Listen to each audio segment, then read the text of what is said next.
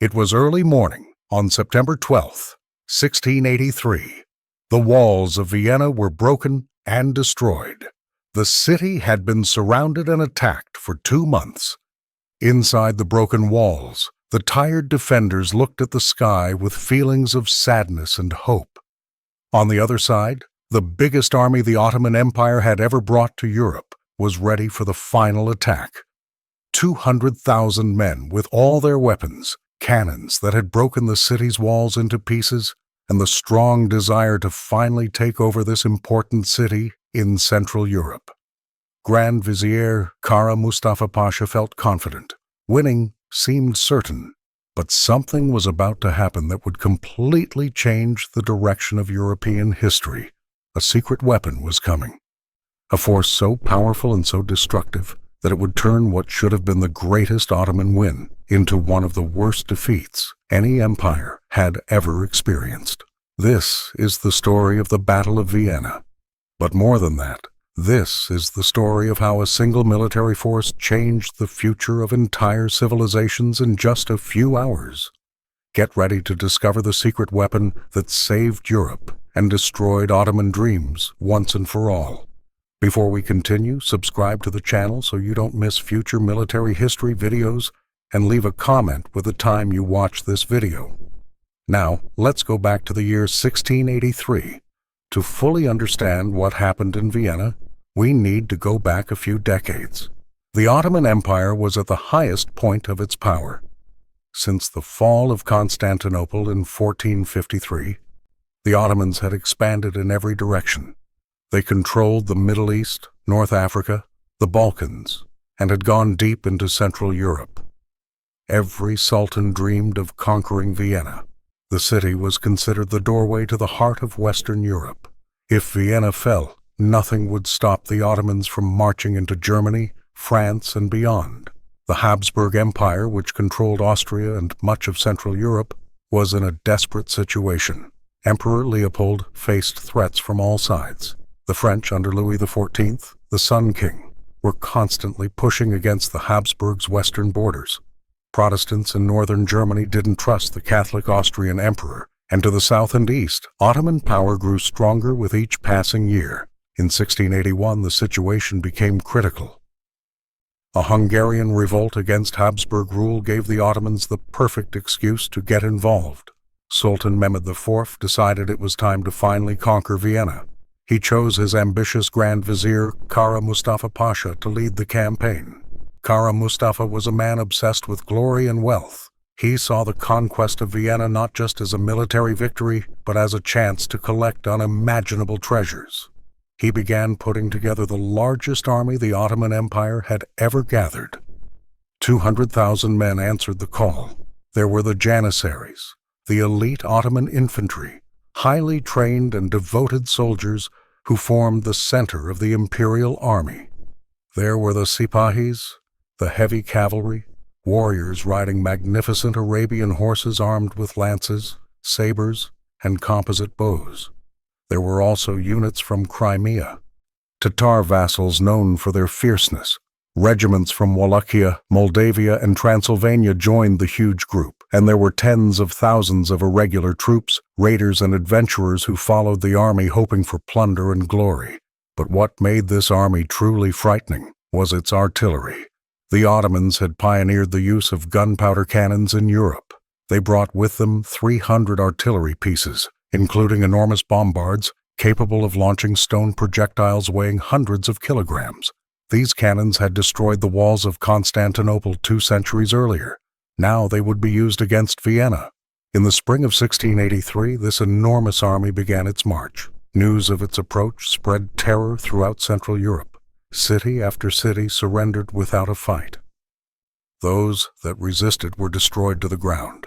The Ottoman army advanced like an unstoppable flood, destroying everything in its path.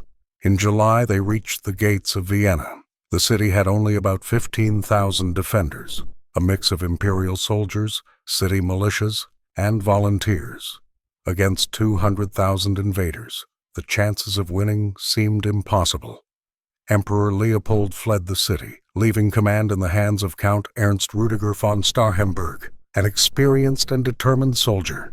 Starhemberg knew his only hope was to hold out long enough for reinforcements to arrive.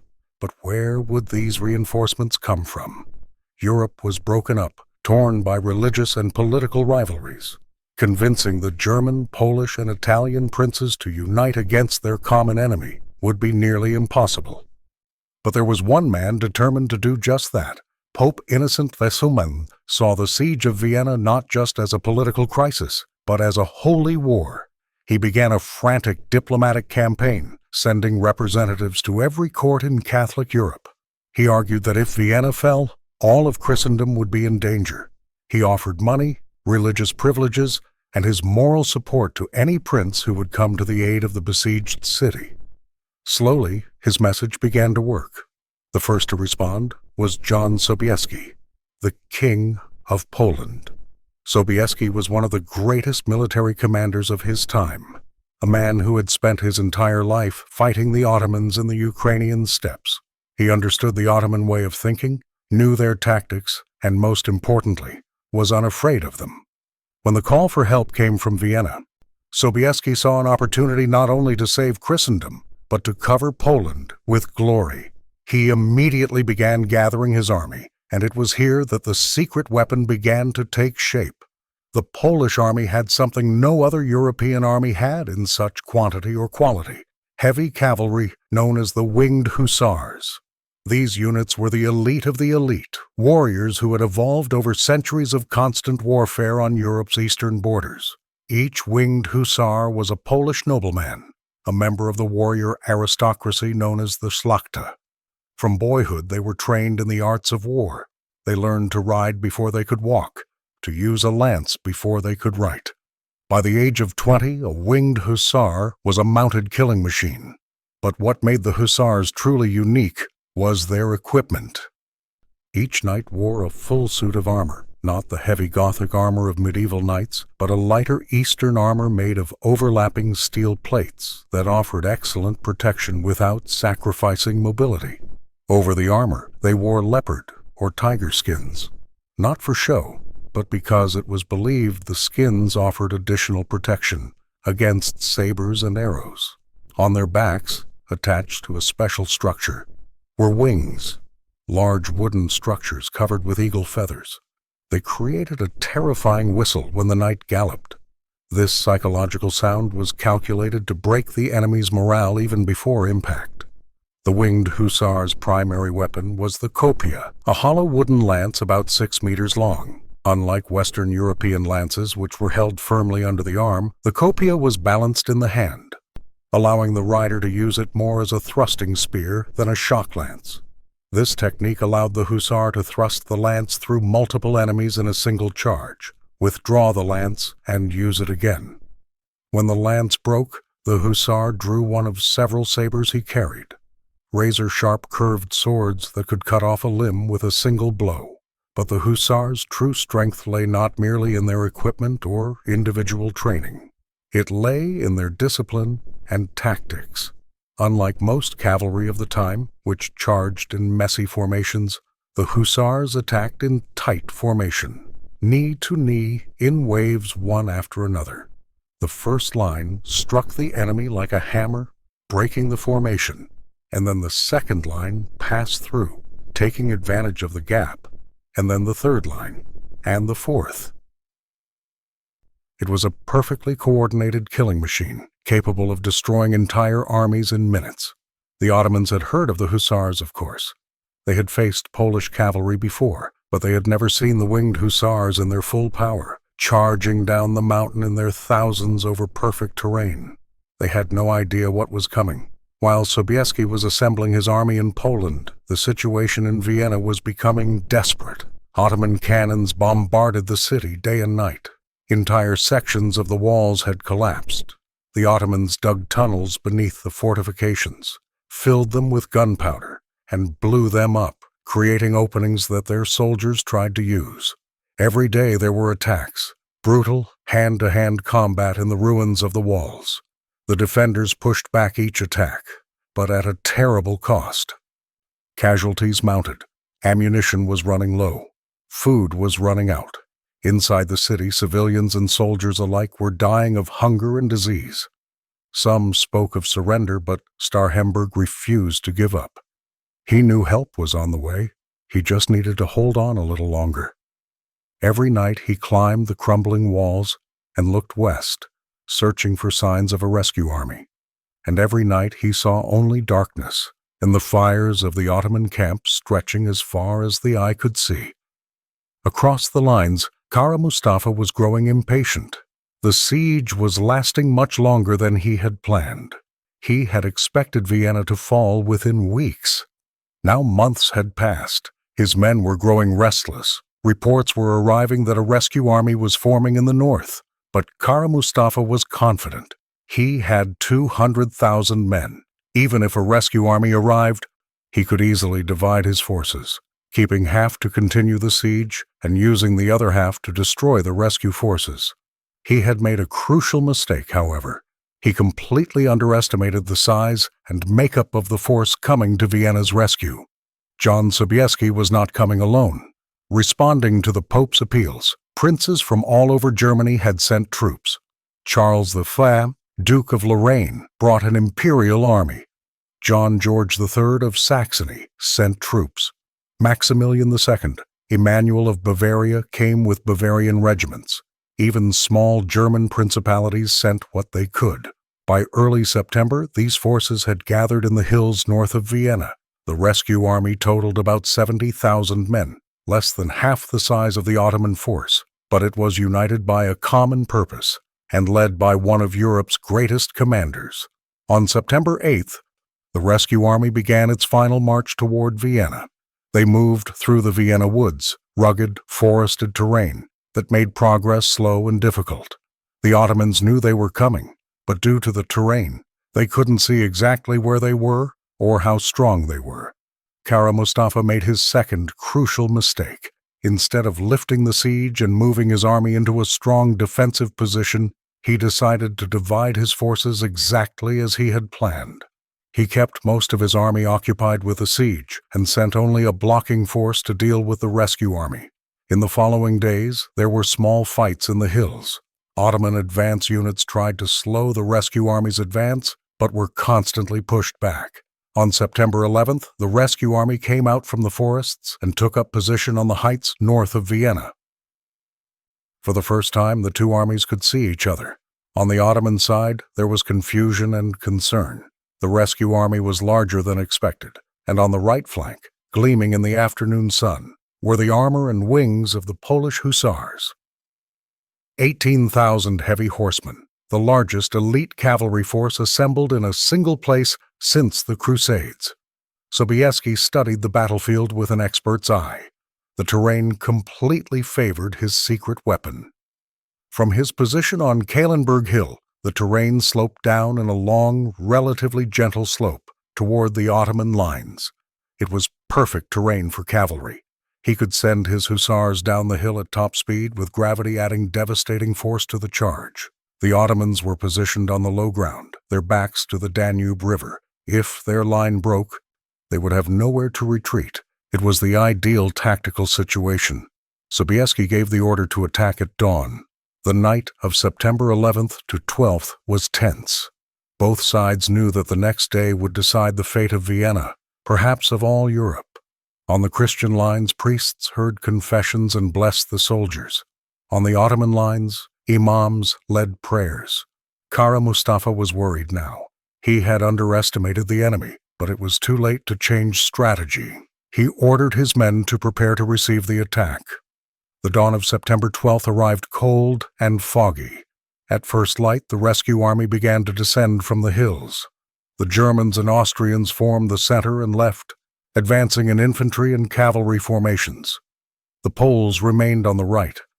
Sobieski kept his hussars in reserve, waiting for the perfect moment.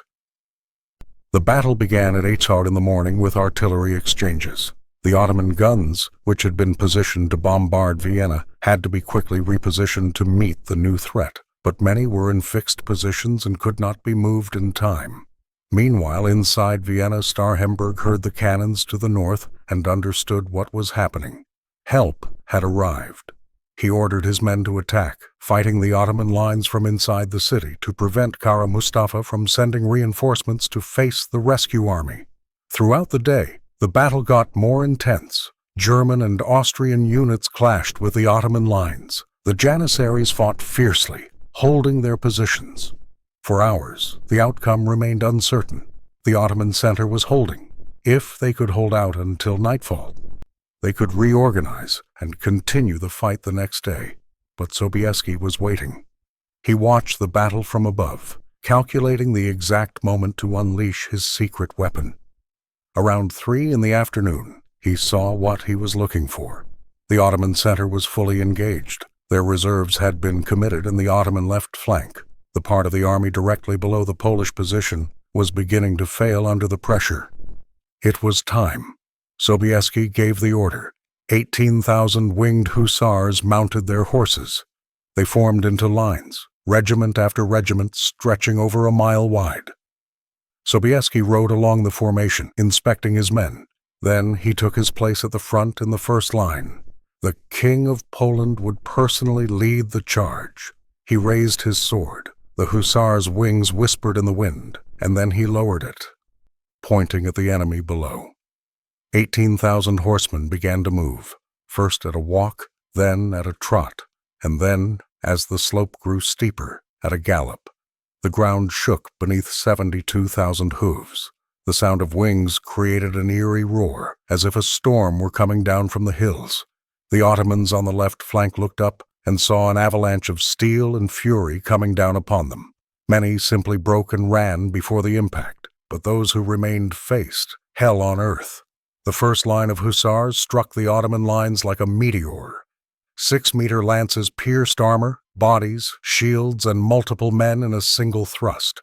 Horses trampled infantry, sabers flashed, cutting off heads and limbs. And before the Ottomans could react, the second line of hussars swept past the first, widening the gap, and then the third and the fourth. Within minutes, the entire Ottoman left flank had been destroyed. The hussars did not stop. They continued on, turning inward, attacking the Ottoman center from behind. Panic spread through the Ottoman lines. Units that had fought bravely all day suddenly found themselves attacked from the front, flanks, and rear. The center shattered. Ottoman soldiers ran in all directions seeking escape, but there was nowhere to go. Behind them lay the Danube. Ahead, the hussars rode through them like reapers through wheat. The battle turned into a massacre. Kara Mustafa tried to reorganize his troops, but it was useless. His army was in complete panic. He ordered a retreat, but the order came too late. His best units, the Janissaries, the Sipahis, were surrounded and destroyed. His cannons were captured. His camp, filled with the treasures he had stolen on his march through Hungary, was overrun by Christian soldiers hungry for revenge and plunder. By nightfall, the Ottoman army had ceased to exist as a fighting force. Of the 200,000 men who had besieged Vienna, at least 15,000 lay dead on the battlefield. Tens of thousands more were killed during the chase that followed. The rest were scattered, running away in disorder back to Hungary. The rescue army had lost fewer than 2,000 men. It was one of the most complete and decisive victories in military history. Inside Vienna, the citizens who had resisted for 2 months came out from the ruins of their walls and wept with joy. The city was saved. Europe was saved. And all thanks to a cavalry charge, a secret weapon that had completely destroyed the largest army the Ottoman Empire had ever assembled. But the story doesn't end there. The results of the Battle of Vienna echoed for centuries. For the Ottoman Empire, it was the beginning of the end. Kara Mustafa ran back to Constantinople, where he was strangled on the Sultan's orders for his failure. But the damage was done. The myth of Ottoman invincibility had been shattered. In the following years, the Habsburgs and their allies launched a counterattack, reconquering all of Hungary and pushing the Ottomans back into the Balkans.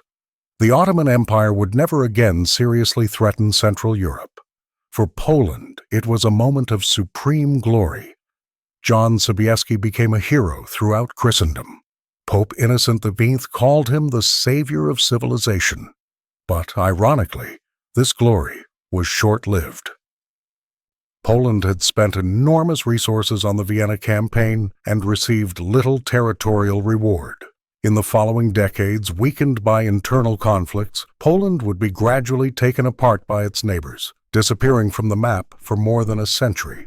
For the Winged Hussars, Vienna was their swan song. The charge of September 12, 1683 was the largest and most successful heavy cavalry charge in history, but it was also one of the last. The world was changing. Firearms were becoming more efficient. Infantry tactics were evolving. Within a few decades, the era of heavy cavalry as a decisive force on the battlefield would be over. The Winged Hussars would fade, becoming a legend, a reminder of a more heroic and brutal age. But what a legend they became. For centuries afterward, stories of the Charge of Vienna were told and retold. Paintings were made showing the avalanche of winged horsemen coming down from the hills. Poems were written, songs were composed. The charge became a symbol of courage, determination, and triumph against impossible odds. And there are lessons from the Battle of Vienna that go beyond its specific historical context. The battle showed the power of unity in the face of a common threat. Europe in 1683 was deeply divided. Catholics and Protestants had killed each other for over a century in the wars of religion. German princes fought constantly among themselves. France and the Habsburgs were bitter enemies. But in the face of the Ottoman threat, these divisions were temporarily set aside. Poles, Germans, Austrians, and Italians fought side by side, and together they achieved what none of them could have done alone. The battle also showed the importance of leadership. John Sobieski was an inspiring leader, a king who asked his men to do nothing he wasn't willing to do himself. He personally led the cavalry charge, putting his life on the line no less than that of the humblest soldier. This kind of leadership by example, is rare and precious. It inspires loyalty and courage in a way that no amount of speeches or commands can match. And the battle showed that military technology and tactics matter enormously. The Winged Hussars were not just ordinary cavalry. They were the result of centuries of military evolution, tactical refinement, and intensive training. They were a highly specialized weapon designed for a specific role, and when used in the right terrain at the right time by a commander who understood how to use them, they were absolutely devastating. Kara Mustafa had a larger army, but Sobieski had the right tool for the job, and he knew exactly how to use it. But perhaps Vienna's most important lesson concerns the decisive moments in history. There are times when the course of entire civilizations depends on decisions made by a few individuals in a very short period of time. If Sobieski had not answered the call for help, if the German princes had not put aside their differences, if Starhemberg had surrendered even a few days earlier, history would have been completely different. Vienna would have fallen. The Ottoman Empire would have strengthened its control over Central Europe. The balance of power would have shifted dramatically. Who can say how Europe and indeed the world would be different today? But these decisions were made. These men rose to meet the challenge. And one September afternoon, on a hillside outside Vienna, history changed direction.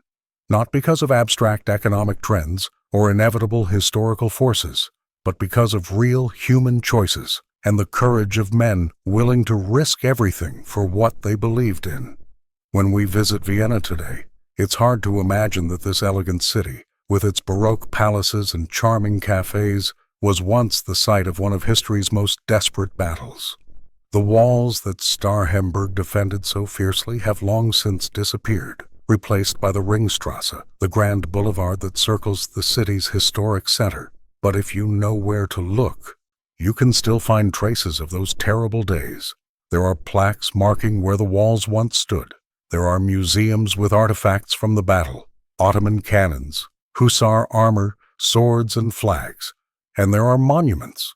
On Kahlenberg Hill, where Sobieski and his hussars began their historic charge, stands a church dedicated to the memory of the battle. From its terrace, you can look down and see the entire battlefield spread out below you. You can trace the path of the charge from the top of the hill to the plains below. And if you use your imagination, You can almost hear the thunder of hooves, the roar of wings, the clash of steel against steel. The Battle of Vienna also had unexpected cultural effects that continue to this day. When the victorious Christians raided the abandoned Ottoman camp, they found something curious among the loot: sacks and sacks of coffee beans. The Ottomans were heavy consumers of coffee, a beverage still relatively unknown in Europe at the time. A clever Polish businessman named Jerzy Franciszek Kulczycki claimed some of these sacks as part of his reward for serving as a messenger during the siege. He used the coffee to open Vienna's first coffee shop. The business prospered. Soon, coffee shops were springing up all over the city. The Viennese coffee culture, which would become famous worldwide, was born from the ruins of the Ottoman defeat. There's also a legend, likely not true but charming, about the croissant's origin. It's said that Viennese bakers working at night, and the first to hear the Ottomans digging tunnels under the walls, created a crescent-shaped bread, the Ottoman symbol, to celebrate the victory over the invaders. True or not, the story captures how deeply the battle entered European cultural consciousness. But let's get back to the secret weapon itself. What made the Winged Hussars so effective?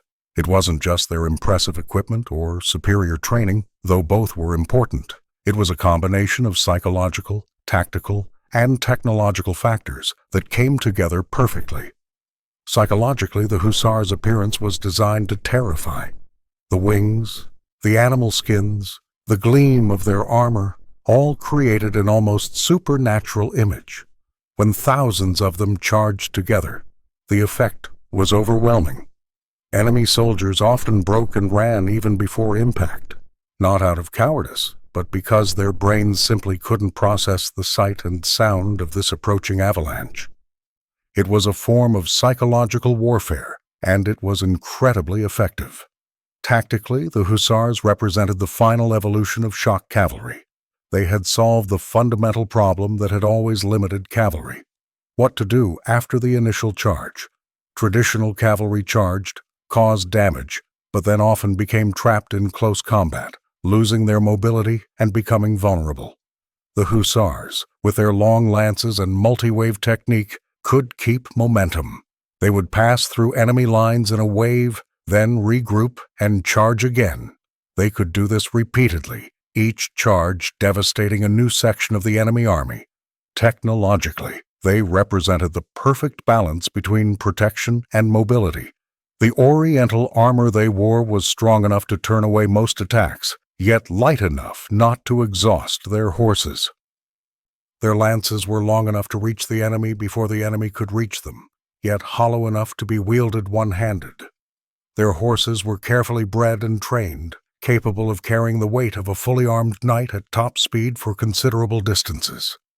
And there was one final factor, perhaps the most important of all.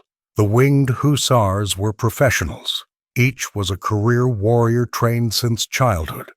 They fought together, trained together, knew each other's commands and maneuvers instinctively. This unit cohesion, this ability to operate as a single entity rather than as thousands of individuals, was what transformed a group of horsemen into a decisive military weapon. Compare this to much of the Ottoman army at Vienna. While the Janissaries were highly trained elite troops, much of the army was made up of provincial levies, irregular troops, and adventurers.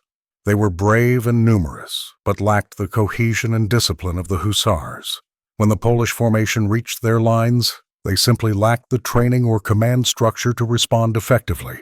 There's also an interesting aspect to the role of terrain in the battle. Sobieski chose his attack point with masterful care. Kahlenberg Hill offered exactly the kind of long, gradual slope that allowed the cavalry to build maximum speed. If the terrain had been steeper, the horses would have lost control. If it had been flatter, they wouldn't have gained enough speed. If it had been rough or covered in obstacles, the formation would have broken up. But the terrain was perfect, almost as if it had been specifically designed for a massed cavalry charge. Some historians argue that Sobieski was lucky, that he couldn't have predicted the terrain would be so favorable. But this underestimates his genius as a commander. He had spent days scouting the area, studying maps, and speaking with local guides. He knew exactly what kind of terrain he needed, and deliberately positioned his army to take advantage of it. This wasn't luck. It was brilliant strategy. The battle also shows the importance of timing in military operations. Sobieski held his hussars in reserve for hours while the battle raged. Many commanders would have grown impatient and committed them sooner, but Sobieski waited until the moment was exactly right. He waited until the Ottoman reserves were committed, until the enemy flank was weakened, until the sun was in the right position to blind the Ottoman defenders as they looked up toward the approaching charge. Every detail was calculated, and then when everything was perfectly aligned, he unleashed his secret weapon with devastating effect. There are fascinating eyewitness accounts of the charge. An Austrian officer in the center of the line described seeing the entire slope move as if the mountain itself were coming down on the Ottomans. He said the sound was deafening, not just the thunder of hooves, but the strange musical whistling of wings that created a terrifying symphony. Another account from a German soldier mentions that the hussars seemed to fly, not ride, moving so fast it was difficult to follow with the eyes. On the Ottoman side, surviving accounts speak of sheer terror. A Turkish chronicler described the hussars as mounted demons sent to punish the faithful. He wrote that no amount of courage could withstand such an attack, which was like trying to stand firm in the face of an earthquake or avalanche. Another Ottoman account blames the defeat on witchcraft, claiming that the Poles must have used black magic to give their horses supernatural speed and strength. These weren't mere superstitions. They reflected the psychological reality of facing a massed cavalry charge. Modern humans living in an age of mechanized warfare have difficulty understanding the sheer gut-level terror of facing a cavalry charge. Imagine being in an infantry formation armed with a musket you can fire perhaps once a minute, or a lance, or a sword. You look up and see thousands of armored horsemen charging toward you at 40 or 50 kilometers per hour. The ground shakes. The air is filled with dust and the sound of thunder. They are upon you in seconds. There is no time to think, only to react. And the instinctive reaction programmed into our brains by millions of years of evolution is to run from threats larger and more powerful than ourselves. The hussars exploited this instinct. They maximized every aspect of their appearance and attack to trigger that primal fear response. And it worked time and again over decades of campaigning. They broke larger armies simply through the sheer force of the psychological terror they inspired. But it's important to note that the hussars weren't invincible. They had weaknesses. In poor terrain, especially marshy or heavily wooded areas, they lost their advantage. Against disciplined infantry and prepared fortifications, they could be driven back with heavy casualties, and they were expensive to maintain and train, meaning that even wealthy Poland could only support a limited number of them. Vienna represented the height of hussar power precisely because all the conditions were perfect: excellent terrain, an enemy in an unfavorable position, and supreme leadership. It's fascinating to consider how the battle might have turned out differently if any of the key factors had changed. What if Kara Mustafa had lifted the siege when he learned a rescue army was arriving? Instead of trying to fight on two fronts, he would have had time to choose a strong defensive position, perhaps one where the terrain negated the Polish cavalry's advantage. What if he had used his artillery more effectively against the charge? Cannons loaded with grapeshot could have devastated the Polish formation. What if the weather had changed, bringing rain that would make the ground muddy and slow the horses? Any of these factors could have completely changed the outcome. But history doesn't deal in what-ifs. It deals with what actually happened. And what happened on September 12, 1683 was that 18,000 Polish knights changed the course of European history in a single afternoon. The immediate military results were deep. The Ottoman Empire lost not only an army, but also its prestige. For centuries, the Ottomans had been feared as nearly invincible warriors. Now that image had been shattered. European states that had paid tribute to the Ottomans for generations suddenly found the courage to resist. Within the empire itself, the defeat sparked political unrest and military reforms. The Janissaries who had failed to stop the Hussars were partly blamed and began to lose their privileged position. For the Habsburgs, the victory brought in a golden age. With the Ottoman threat stopped, they were able to strengthen their control over Central Europe. They reconquered Hungary, pushed into the Balkans, and established themselves as one of Europe's great powers. Vienna, which had been a frontier city under constant threat, became the shining heart of an expansive empire. The magnificent Baroque architecture for which Vienna is famous today was largely built in the century after the battle, financed by the wealth that flowed from newly conquered territories. The battle also had an impact on European diplomacy.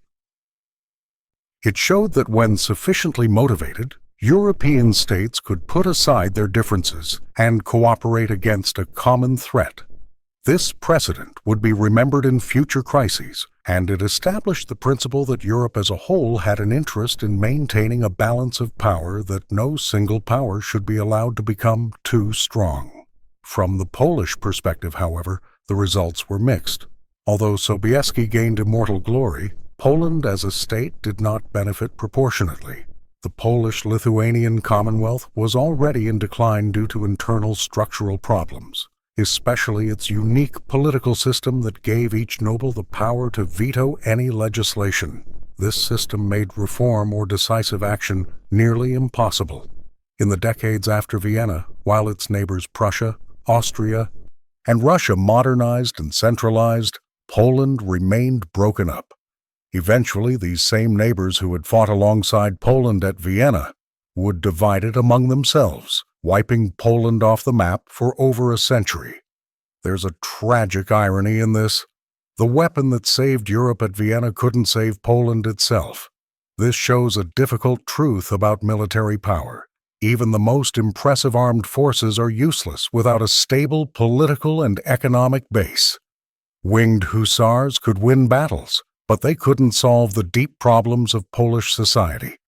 This is a lesson repeated throughout history from Rome to many modern empires. The Battle of Vienna also marks a transitional moment in military history. It was one of the last times that heavy cavalry played a decisive role in a major European battle. The future belonged to infantry armed with improved muskets, increasingly effective artillery, and eventually to linear formations and trench warfare. The romantic era of knights charging in glory was coming to an end. Within a century, cavalry would be reduced primarily to scouting and pursuit roles. The Charge of Vienna was, in a sense, the last hurrah of a form of warfare that dated back to ancient times. But what a hurrah it was! Rarely in history has a single military action had such immediate and dramatic results. In a matter of hours, the fate of millions of people was changed. Entire regions changed hands. The balance of power between civilizations shifted.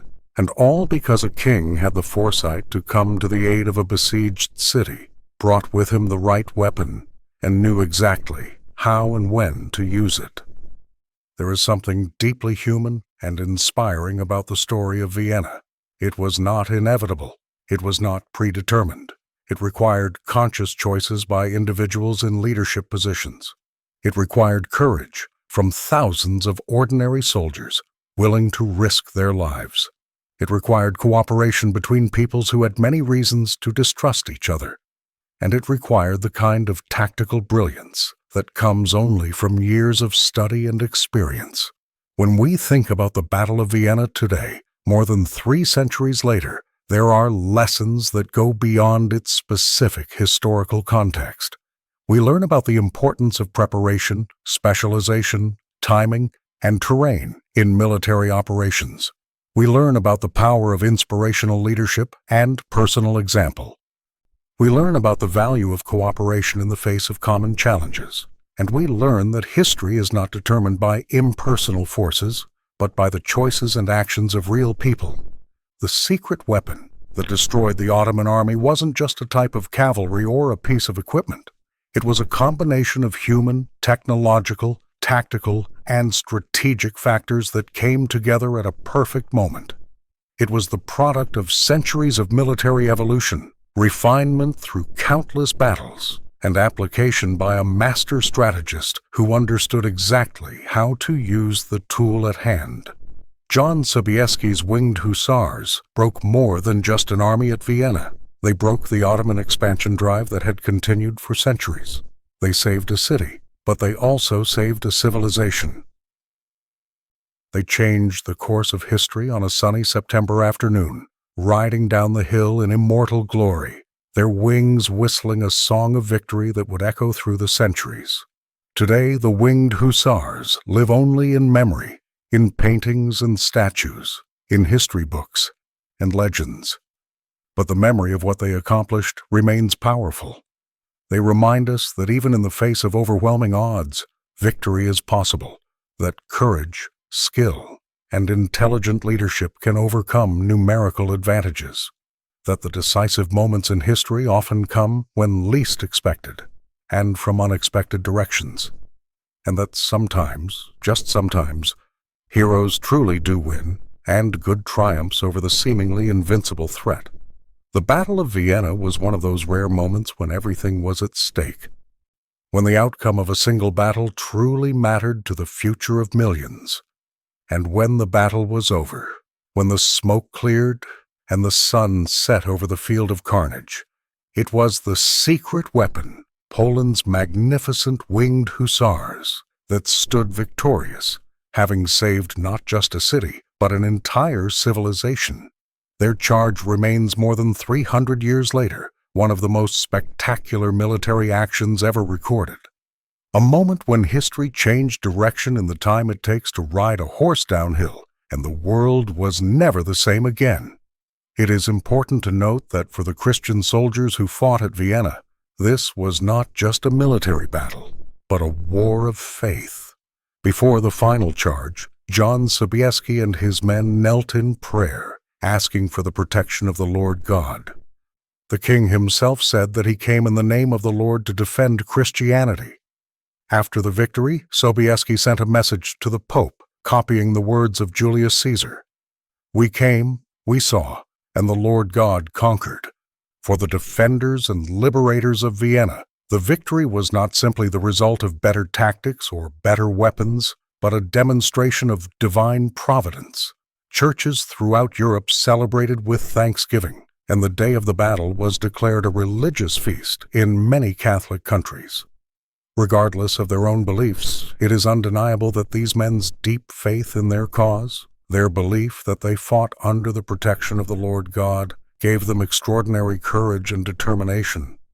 This spiritual dimension of the battle was as important to the participants as the military aspects, and helps explain why they fought so fiercely and never gave up even when all seemed lost.